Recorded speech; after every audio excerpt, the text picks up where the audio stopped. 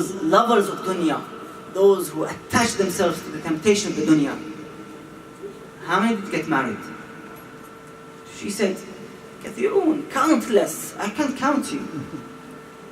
Then he said to her, did you divorce them or they died naturally? She said, I killed them all. I killed them all. This is the reality of this dunya. They think that this dunya is everlasting. So they fall into the lust and the temptations and the beauty of this dunya, haram or halal in any way. And then they end up in the grave, a dark grave. The grave says, أنا بيت الدود. I am the house or the home of the worm. أنا بيت الوحشة. I am the home of loneliness. أنا بيت الظلمة. I am the home of the darkness.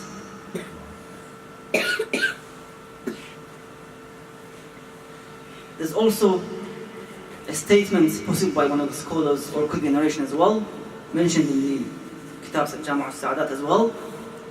He says that al-uqala'u thalatha, the wise people are three types in this dunya. Number one, من ترك الدنيا قبل أن تتركه. العقلاء ثلاثة. من ترك الدنيا قبل أن تتركه. The wise person is the one who departs this world before it actually departs him. So you get ready for this world, for the hereafter in this world. You do your wajibat, you obey the muharramat, you avoid and you refrain the evil acts, the forbidden acts, and you do your obligatory acts and the wajibat. You prepare yourself for the hereafter. So that's the first wise person.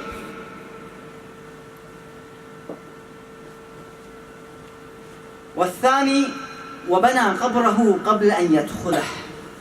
The second wise person is the one who builds his grave before he actually enters that grave. In other words, prepares himself for the grave. He knows what to say to the malakan, munkar wa nakir, when they come and they ask him. Prepares himself, prepares his grave. I don't have any huquq shar'iyya to basically pay. I pay them all, alhamdulillah, khums, zakat.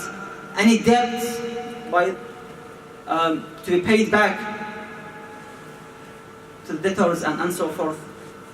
Any harm and dhulm I made to other people, I clear myself and make myself ready for the akhirah at any moment.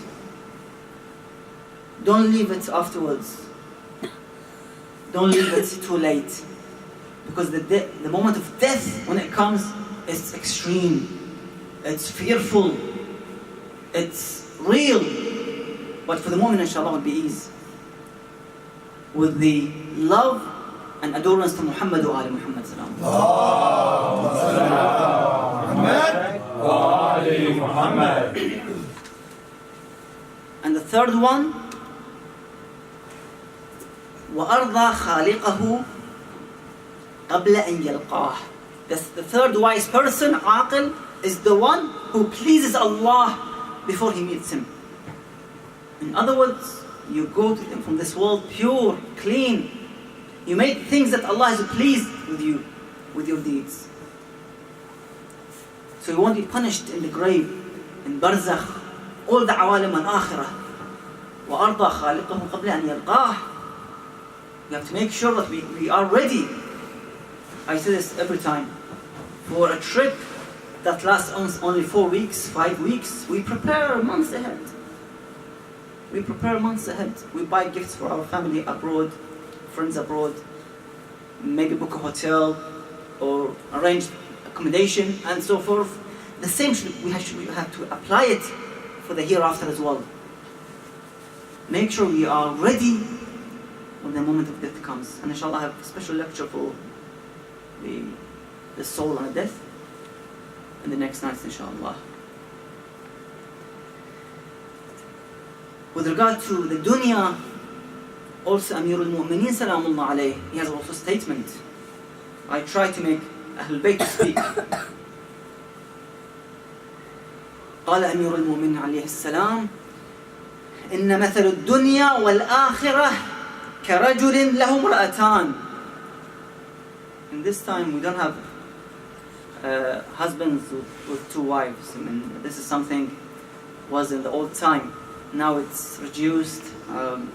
It causes some difficulty. I mean, in the other side, and the Imam mentions it.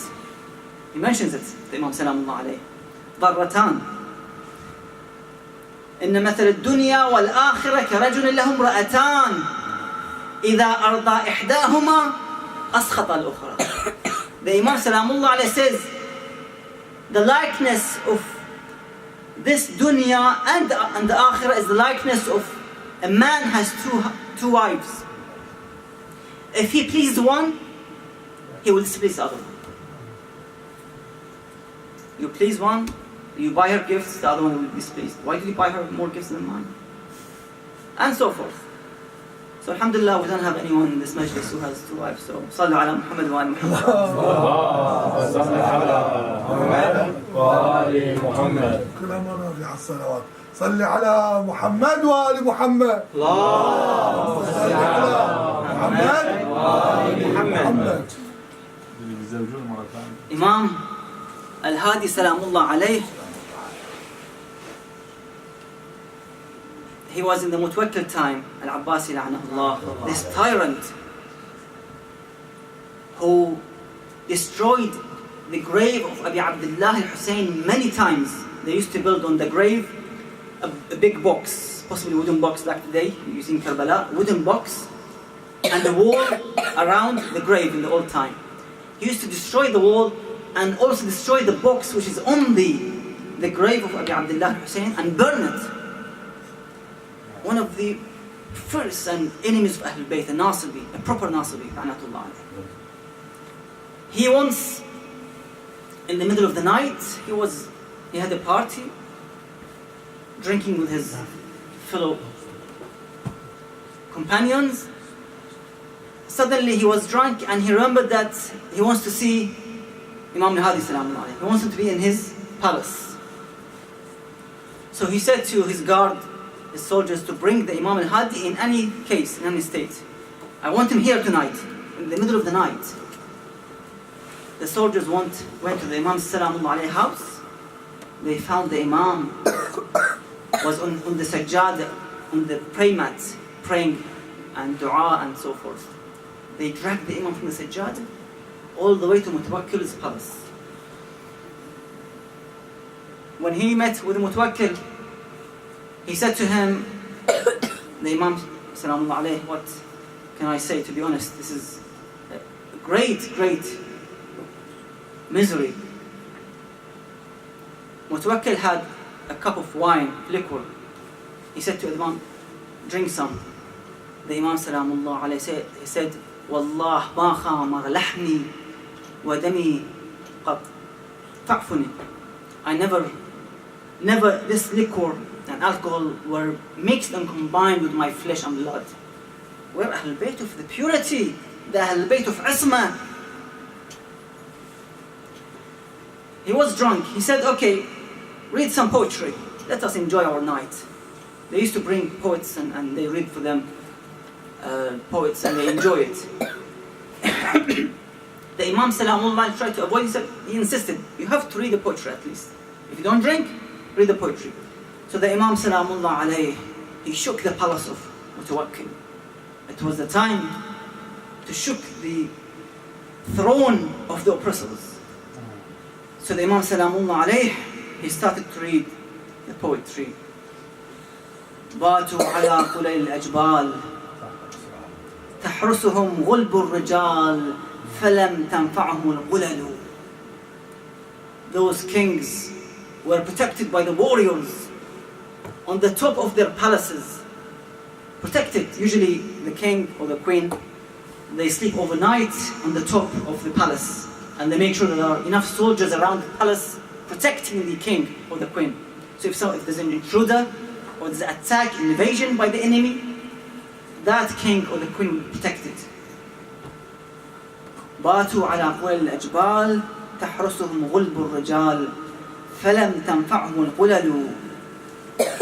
Then the Imam says, Salamullah alayh, وَاسْتُنْزِلُوا بَعْدَ عِزٍّ مِنْ مَعَاقِلِهِمْ وَأُسْكِنُوا حُفَرًا يَا بِئْسَ مَا نَزَلُوا. Then they were brought down, descended from their throne, their palace, all the way to the grave. Oh, what a miserable place they reside now. All that silky clothes they used to wear, jewelry, gold, all that maids and slaves they had, everything is ended, that's it, with their death. ناداهم صارخ من بعد دفنهم أين الأساور والتيجان والحلل. A loud voice came after their burial. Where are the thrones? Where are the jewelry? Where are the robes? You're only with the kafan, a piece of kafan, shroud, nothing else on the ground, on the soil of the grave. That's it. فأصبح القبر عنهم حين سائلهم تلك الوجوه عليه الدود تقتتل أو تنتقل. As a response came, the answer came from the grave, screaming, shouting that the worms, the insects are moving on this face in which sometimes was in harmony, in peace. They spend thousands and thousands of gold dinar at that time to make themselves in a good health. Imagine, this is one of the disasters of the Islamic nation, to be honest. This is one of the most era of the Islamic nations. They call it Al-Asr al-Dhahabi, the Abbasi time, the golden era. It was the dark era. Harun al-Abbasi, who killed Imam Musa ibn Ja'far salamullah alayhi. When he got married, of course he calls himself Khalifa Rasulullah, was so-called Khalifa, represents Rasulullah, and he sits on the minbar and he advises people. When he got married to his wife Zubaydah, imagine how much did he spend on this marriage. I don't think there is in the recent century, 200 years past century, any of the kings or queens spent such huge money for their wedding. The history says he spent 15 tons worth of gold, 24. 15 tons. I've calculated with today's pricing that how much 15 ton is with the calculation today, the pricing today, and I end up with almost £500 million. £500 million just for a marriage between Harun and Zubayr. Is this a golden era? Asr al-Dhahabi? And the Imam of Ahlul Bayt in the prison, the Shia are suppressed, oppressed in the jails under the ground, Ta'amura, as they call it, and tortured. And he spends £500 million, 15 tons of gold, real gold. Of course, that will eventually breed the groups today who are killing innocent people in the Middle East. And subhanAllah, it's within the Islamic nation. It doesn't exceed Europe or Africa or, for example, Asia. Only minority who migrates and they cause troubles. But the main trouble, the main trainings is in the Middle East. And the nation and the countries which were dominated and led by Harun and people like Harun. That's the result. When they bring somebody on the throne of leadership who's a corrupt, who's a tyrant, that's the result. And that's why the Iraqi people are facing and suffering because of the past tyrant rule. That's the result. صلوا على محمد وآل محمد. اللهم صل على محمد وآل محمد. So dunya, with all its beauty, with all its temptation, someday, sometime will end. Either somebody lived in a poverty or in richness, both of them have to pass this world and move to the hereafter. There's no way. In one of the kingdoms, there was a king, and he was met with an old man. Actually, the old man his age was 200 years. In the old times, people had longer ages. They used to live longer, 200, 300 years. So they brought this man to the king. The king said, listen, you're the oldest person I can see. If you need anything, I'm ready to give you. Just say what do you wish, and I'll offer it to you. The old man was a wise man. He saw the dunya, he lived in this dunya, he saw the bitterness and the sweetness. He said to him, if you can do to give me two things, I'll be very thankful. Number one, if you can bring back my past. I want to be as youth as I was before, in my 20s. Bring back my beauty. That's my first request. Second request, when the death comes, tell the Malakul Maut to push back the death and avoid it. The king said, I can't. It's impossible. The man said, I don't need anything. I don't need anything. Because he saw the dunya, he saw the situation of this dunya. He's a wise man. He's a humble man. So that's the reality of this dunya. Whatever you get, you gain. At the end of the day, you have to leave it and pass away. The first night of Muharram, this great month, the holy month, in which the Jahili used to respect this month. They used to stop the battle and fighting in this particular month. The month of Muharram was respected. What Bani Umayyah, when they came to the power, and especially Yazid, la'anahullah, they waged the war, number one, against the purified family of Rasulullah sallallahu alayhi wa alayhi, and number two, they did it in the month of Haram, Muharram al-Haram. This great misery on Ahlul Bayt salamullah alayhim. They did not respect this sanctity of Ahlul Bayt. They overstepped on it. That's why we see that